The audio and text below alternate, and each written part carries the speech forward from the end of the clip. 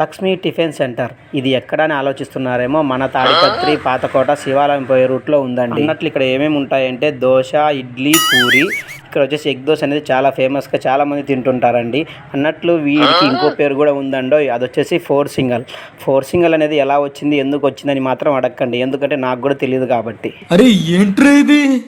తక్కువలో తక్కువ 30 రూపాయల్లో మీరు టిఫిన్ అనేది కడుపు నిండా తినాలనుకుంటే మీరు ఖచ్చితంగా లక్ష్మీ టిఫిన్ సెంటర్ను విజిట్ అవ్వాల్సిందే. చూడండి దోశ అనేది ఎంత బాగా రోస్ట్ అవుతుందో. దోశ మీద వచ్చేసి ఎర్రకారము అండ్ పప్పుల పొడి వేశారండి. చూడండి దోశ అనేది ఎంత బాగా రోస్ట్ అయిందో.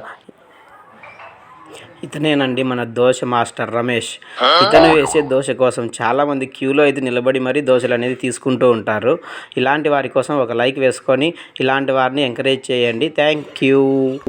చిన్ని కళ్ళే అందం, ముద్దు ముద్దు మాటలు అందం, బుజ్జి బుజ్జి